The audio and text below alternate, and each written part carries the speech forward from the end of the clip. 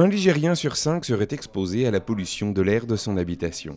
Ce constat posé en 2010 par l'Observatoire régional de la santé a amené la Mutualité française à initier en partenariat avec l'UFC Que Choisir différentes actions d'information et de prévention. Dans ce cadre, un atelier traitant des risques liés aux travaux à domicile et au bricolage était organisé le 13 juin 2012. Au programme, quelques rappels élémentaires de sécurité, notamment pour l'élimination de l'amiante, mais aussi un point sur les nouveaux étiquetages des matériaux.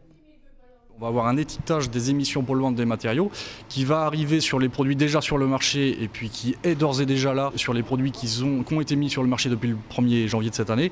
C'est une grosse avancée clairement pour la qualité en termes des émanations polluantes des produits. On va mettre des produits avec, en toute connaissance de cause et c'est tant mieux pour le consommateur clairement. Au-delà de ces avancées, l'accent a été mis sur la ventilation au centre de la problématique de la qualité de l'air intérieur.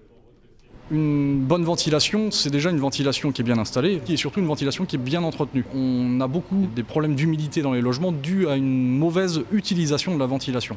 On a tendance à boucher les entrées d'air pour des pseudo-raisons d'économie d'énergie, sauf que malheureusement en termes de qualité de l'air intérieur, ça se détériore. On a aussi des parquets, je prends l'exemple d'un parquet installé où on ne va pas malheureusement faire un bon détalonnage des portes, et ça va détériorer la ventilation. Une bonne ventilation, c'est quoi? C'est une bonne entrée d'air, alors une entrée d'air ou une bouche de soufflage si on est dans le cadre d'une ventilation double flux, un bon détalonnage des portes, on va pouvoir faire un transit des pièces principales vers les pièces de service de l'air pour assurer un bon renouvellement homogène dans toutes les pièces, et puis une bonne extraction. Voilà les 3 points principaux, je dirais, pour assurer une bonne ventilation dans un logement. C'est important de consommer différemment et puis de pouvoir respirer et vivre différemment. Donc moi j'ai eu vraiment des réponses à tout ce que je souhaitais. Les ateliers pratiques de la Mutualité française Pays de la Loire sont gratuits et ouverts à tous. Rendez-vous sur le site internet pour retrouver tous les programmes et les détails pratiques.